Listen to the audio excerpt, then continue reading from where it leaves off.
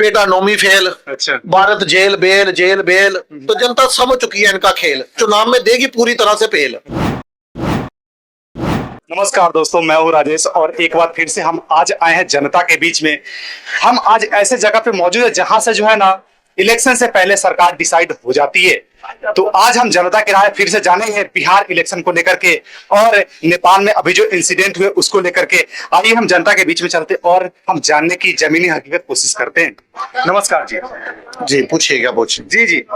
और सर मेरा सबसे पहला सवाल ये होगा, जैसे कि अभी नेपाल में जो घटना हुआ था उस टाइप से जो अभी इंडिया में भी बहुत पहले से नैरेटिव बनाया जा रहा है और अलग अलग जगह पे फिर इकट्ठे किए जा रहे हैं। क्या इंडिया में भी इस टाइप की घटना को अंजाम देने की कोशिश की जा रही है? देखिए, ऐसा नहीं है कि इंडिया में कोशिश की जा रही है, कोशिश कर चुके हैं, नाकामयाबी मिल चुकी है इनको, नाकामयाबी फिर से ट्राई कर रहे हैं। लेकिन देखो, जैसे म्यांमार में हुआ, श्रीलंका में हुआ, पाकिस्तान में हुआ, बांग्लादेश में हुआ, अब नेपाल में हो रहा है। सबका हमने देखा तरीका एक ही था, युवाओं को भड़काओ जी जी और सत्ता पलट करवाओ। और ऐसे लग रहा है कि सबका एडमिन एक ही है। जैसे देखो, डीप स्टेट का हाथ लग रहा है, साफ साफ पता बताओ। अच्छा।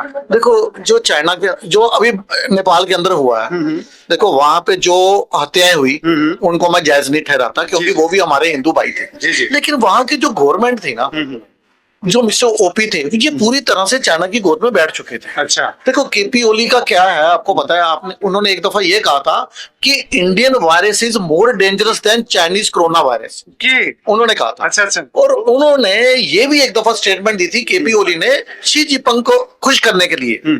उन्होंने बोला था कि भगवान राम का जन्म अयोध्या में नहीं हुआ, नेपाल में हुआ। नेपाल में हुआ। और उन्होंने एक दफा उत्तराखंड का कुछ हिस्सा जो है वो नेपाल के नक्शे में भी दिखा दिया। अच्छा। मतलब वो कुछ ना कुछ कंट्रोवर्सी में रहते ही हैं। अच्छा। और उनकी जितनी भी एक्टिविटीज हैं वो एंटी इंडियन ही है। देखो, वहां पे जो नेपाल में जो सरकार है ना, वो है कांग्रेस नेपाल प्लस कम्युनिस्ट, इनका कोलिजन है। जी जी। मैक्सिमम सीट जो है वो नेपाल कांग्रेस के पास ही है। देखो, केपी ओली जो है, उन्हें वहां की जनता इस वजह से भी वहां की जनता उनसे खुश नहीं है, क्योंकि वो एंटी इंडियन होते जा रहे हैं। देखिए, नेपाल के जो स्टूडेंट्स हैं, 50% से अधिक स्टूडेंट जो हैं, जो एजुकेशन भारत से लेते हैं। और आपको पता है, वहां पे हमारा पशुपतिनाथ का मंदिर है, हमारी सीता माता जो है वो वहां से है, उनका मंदिर वहां पे है, उनकी जन्मभूमि वहां बताया जाता है। तो हिंदू जो है अपने आप को नेपाल से एकदम जुड़ा हुआ महसूस करता है, नेपाली भारत से जुड़ा हुआ महसूस। सिर्फ केपी ओली जो थे, ये एकदम शी जिनपिंग की गोद में जाकर बैठ गए। अभी जो देश चाइना के साथ हाथ मिलाया है, उनका कुछ इसी टाइप से इंसिडेंट होते गया है। इस बार जो इंडिया भी हाथ मिलाया है, तो फिर से मेरा वही जब से मोदी जी आए हैं, मोदी जी ने कभी किसी की परवाह करी नहीं। ठीक है, उनके लिए यही है राष्ट्र प्रथम मेरी पॉलिसी। जी जी। और आपको मालूम है, अमेरिका की धमकियां आज से नहीं, जब से मोदी जी बने तब से मोदी जी को मिल रही हैं। देखो, आपको मालूम होगा, पहले यूएसए ने मना किया था, आप S-400 मत लीजिए रशिया से। जी जी। अमेरिका की धमकियों के बावजूद S-400 भी आया। उसके बाद कच्चा तेल भी रशिया से आया। और भारत में आया नहीं, भारत से फिर नेटो देशों में सप्लाई भी किया, अदर देशों में सप्लाई हुआ। और कौन से देश जो यूक्रेन के समर्थक है उनको सप्लाई भी किया। अच्छा। देखो, EU को दिया, जो नेटो कंट्रीज जितनी हुई है वहां पे किया। कहने का मतलब ये है कि मोदी जी झुकने वाले नहीं है। ये जो राहुल गांधी कह रहे हैं ना, नरेंद्र सरेंडर, ये वो, ये कैसी राइमिंग में बोल रहे हैं, नरेंद्र सरेंडर। अगर नरेंद्र मोदी जी ने सरेंडर करना होता तो फिर S-400 क्यों लेते? अच्छा। फिर कच्चा तेल क्यों लेते? और अब आपको मालूम है, थोड़े दिनों से देख रहे हैं हम, ट्रंप का जब से ट्वीट आया, उनका रुख थोड़ा बदला। अच्छा। रीजन क्या कि ट्रंप की भी आलोचना हो रही है। इवन की पूर्व NSA, उन्होंने ट्रंप सरकार को आईना दिखाते हुए ये कहा कि हमारी जो दशकों से अमेरिका की जो कोशिश थी भारत को चाइना और रशिया से दूर रखने की, अच्छा। उन कोशिशों पे पूरी तरह से पानी फेर दिया ट्रंप ने अपनी पॉलिसी बनाकर इस तरह से। और अभी निकी हैली हैं, एम्बेसडर भी हैं, रिपब्लिक पार्टी से ही हैं, राष्ट्रपति उम्मीदवार भी थी। उन्होंने अपनी सरकार को, ट्रंप को आईना दिखाते हुए ये कहा कि भारत जैसे एक शक्तिशाली राष्ट्र, इनके साथ हमारे संबंध जो है अगर बुरे होते हैं तो इससे अमेरिका का घाटा होगा, ना कि भारत का होगा। जी जी। तो अपनी देखो, भारत जो है आपकी मालूम है फोर्थ बड़ी लार्जेस्ट इकोनॉमी, बिल्कुल बिजनेस परचेजिंग में भारत तीसरे नंबर पे है, बिल्कुल फॉरेन रिजर्व के अंदर भारत चौथे नंबर पे है, गोल्ड रिजर्व की बात करो तो भारत 7वें नंबर पे है, और इवन की आईएमएफ क्या, वर्ल्ड बैंक क्या, मूडीज क्या, सबका डाटा क्या बोलते हैं कि वर्ल्ड के अंदर फास्टेस्ट ग्रोइंग इकोनॉमी जो है वो इंडिया की रहेगी। इन्होंने अभी देखा आपने कि जो रिजल्ट आए हैं भारत की जीडीपी के, जो फर्स्ट टर्म के, जो फाइनेंशियल ईयर, जो क्वार्टर के जो रिजल्ट आया, किसी ने एक्सपेक्ट नहीं किया था पूरे वर्ल्ड के अंदर। उन्होंने बोला था 6.4 और आया कितना 7.8% हमारी जीडीपी बढ़ रही है। अच्छा। तो पूरी दुनिया चंबे में है कि इतना हो कैसे रहा है ये। और ये सब संभव हुआ है। देखो ये जो मोदी जी की नीतियां हैं, अच्छा। मोदी जी ने, मैंने अभी क्या बोला कि उनकी राष्ट्र प्रथम की है। अच्छा। मेक इन इंडिया, किसी ने सोचा था मेक इन इंडिया होगा। यूपीआई की ताकत पूरे वर्ल्ड ने देखी, इतनी पूरे वर्ल्ड में ट्रांजैक्शन नहीं हुई जितनी यूपीआई की ट्रांजैक्शन सिर्फ भारत में हुई तो वर्ल्ड रिकॉर्ड बना था। बिल्कुल। इतने पूरी दुनिया में बैंक अकाउंट नहीं ओपन हुए थे जितने 2017 और 19 के बीच में, जितने सिर्फ भारत में ओपन हुए थे बैंक अकाउंट, तो वर्ल्ड रिकॉर्ड बना। बिल्कुल। तो अब आप देख रहे हो कि अगर मैं इंफ्रास्ट्रक्चर की बात करूं तो विश्व का सबसे ऊंचा चेनाब ब्रिज, इतना ऊंचा जो बना चेनाब ब्रिज, वो वर्ल्ड रिकॉर्ड बना। अटल टनल दुनिया की सबसे मतलब लंबी सुरंग का जो रिकॉर्ड है वो अब बना अटल टनल। तो दुनिया की सबसे ऊंची मोटर योग्य रोड जो लद्दाख में है वो बना, तो वर्ल्ड रिकॉर्ड बना। यदि मैं स्टैच्यू ऑफ यूनिटी की बात करूं तो क्या बना, वर्ल्ड रिकॉर्ड बना। यदि यूपीआई ट्रांजैक्शन की बात करूं तो वर्ल्ड रिकॉर्ड बना। यदि कोविड के अंदर इंजेक्शन लगाने के सबसे अधिक उस समय भी वर्ल्ड रिकॉर्ड बना। तो कहने का मतलब मोदी जी के समय दुनिया देख रही है कि एक से बढ़कर एक वर्ल्ड रिकॉर्ड बनते जा रहे हैं, बहुत सारे वर्ल्ड रिकॉर्ड बन रहे हैं। ठीक है, आपने बहुत अच्छे सवाल का जवाब दिया। हम एक दूसरे सवाल की तरफ मूव करते हैं। इस बार बिहार की जनता किस तरफ जाएगी? देखिए बिहार की जनता जैसे पिछली दफा जिस तरफ गई थी उससे अधिक और भी उस तरफ जाएगी। अभी सारे में बात कर रहे हैं, डायरेक्ट बोलिए ना। देखो ऐसा है, सबको मालूम है, बेटा नौवीं फेल, अच्छा। Bharat jail bail jail bail, तो जनता समझ चुकी है इनका खेल, चुनाव में देगी पूरी तरह से फेल। अच्छा। देखो ऐसा है, सबको मालूम है कि 1990 से लेकर 2005 के बीच का 15 साल का जो कुशासन, जो जंगल राज है, वो बिहार की जनता भूली नहीं है। बिल्कुल। देखो तेजस्वी यादव अभी रैली के अंदर, बिहार में जो रैली इन्होंने निकाली उसमें यदि आप शहाबुद्दीन अमर रहो के नारे लगाओगे तो क्या बिहार की जनता इनको वोट देगी? आप एक विशेष समुदाय को खुश करने के लिए उसके शहाबुद्दीन जिसने जीवित व्यक्तियों को ऐसे डाल के जला दिया।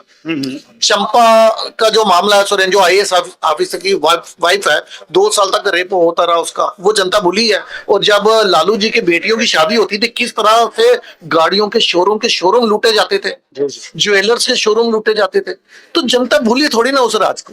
तो जनता जो है, जहां तक मुझे लग रहा है पहले से भी अधिक, और अब आपने देखा इन्होंने क्या किया राहुल गांधी की रैली में लास्ट समय में, भारत के तेजस्वी प्रधानमंत्री जो सिर्फ भारत के लोकप्रिय प्रधानमंत्री नहीं पूरी दुनिया के विश्व के लोकप्रिय प्रधानमंत्री हैं, यदि आप उनकी स्वर्गीय माता जी को गाली दिलवाने का काम करोगे जी जी, तो फिर आप बाद में बोलते हो वोट चोरी हो गया। वोट चोरी नहीं होती, जनता इनको नकारती है, फिर ये बोलते हैं वोट चोरी। देखो ये तो अब अपना स्पष्टीकरण दे रहे हैं, नहीं जी राहुल तो रैली से निकल गए थे, लेकिन जो जिसने वो मंच का जो संचालक थे, निशाद जो नाम है इनका, और रिजवी रिजान ऐसे करके नाम आ रहा है, जिसने वो गाली, इतनी गंदी गाली जो स्वर्गीय माता जी को दी गई मोदी जी की, तो ये दी नहीं गई, ये दिलवाई गई है। ये सब कुछ प्री प्लान था।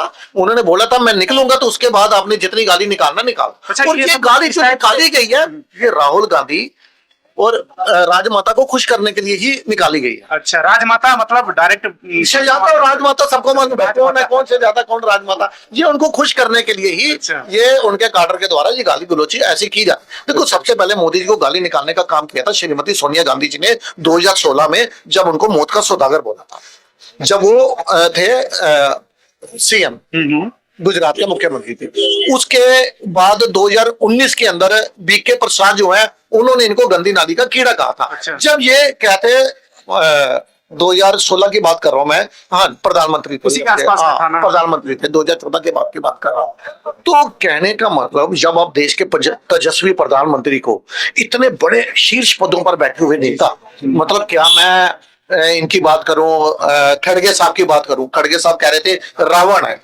साथ में इनको सांप बोला गया खड़गे द्वारा, ठीक है। तो जब शीर्ष नेतृत्व के नेता इनको इस तरह से कभी नीच बोलोगे, कभी गंदी नाली बोलोगे, गंदी नाली का कीड़ा बोलोगे, मौत का सौदागर बोलोगे। एक 2022 का इंटरव्यू है मोदी जी का, ANI न्यूज चैनल को दे रहे थे, उन्होंने कहा था उस इंटरव्यू में मोदी जी बता रहे थे कि मेरे एक सांसद साथी ने हिसाब लगाया कि अभी तक मुझे 110 गालियां दी जा चुकी है, अब मैं इतनी गालियां खा के गाली प्रूफ बन चुका हूं। ये मोदी जी ने कहा था। लेकिन जनता जानती है, सभी जानते हैं, जितना कीचड़ उछालोगे उतना कमल खिलेगा। मोदी जी यही बोलते हैं कि जितना कीचड़ उछालोगे उतना कमल खिलेगा। जब जब इन्होंने मोदी जी के ऊपर डायरेक्ट अटैक किया, तब तक इनकी विपक्ष की सीटें कम हुई हैं बढ़ने के वजह। अच्छा, इनके लिए जैसे कि अपोजिट वाले पार्टी के लिए जो अलग अलग बड़े बड़े नेता है, छोटे मोटे की बात नहीं कर रहे हैं हम, तो इनके लिए सारे नैरेटिव होते हैं एक तरह से। आपका कहना ये है क्या?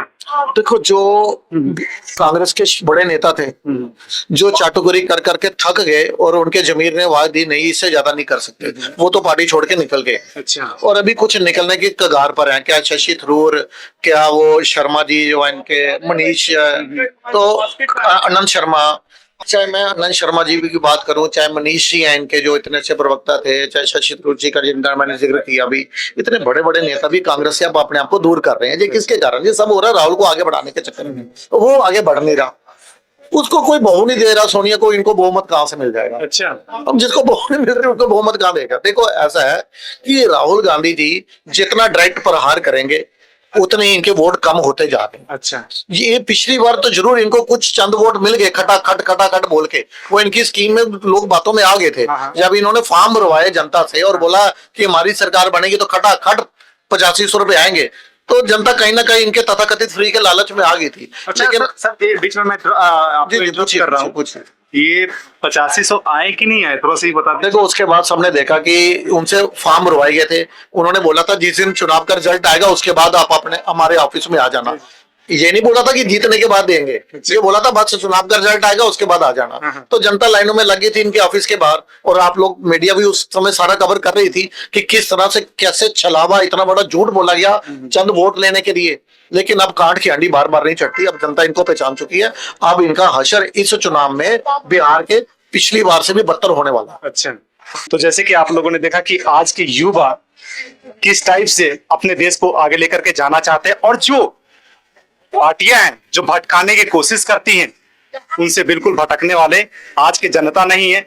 जहां देखती कि सरकार काम कर रही है, प्रॉपर काम कर रही है, उस साइड जाने की कोशिश करती है। और बाकी बात आप लोगों ने सब कुछ तो देख लिया, कितने ज्ञान है और कितने अच्छे से कर रहे हैं सब कुछ। और आगे भी जो काम करेगा उन्हीं का सरकार रहेगा। नैरेटिव फैलाने वाले कोई सरकार नहीं बनने वाली है। जैसे कि अभी आप लोगों ने जनता की बात सुना, तो आज के इस कवरेज को हम यहीं पे एंड करते हैं। उम्मीद करते हैं आज का कवरेज ये इंफॉर्मेटिव और अपडेटेड लगा होगा। Thank you for watching this video. देखते रहिए UBM। जय हिंद, वंदे मातरम।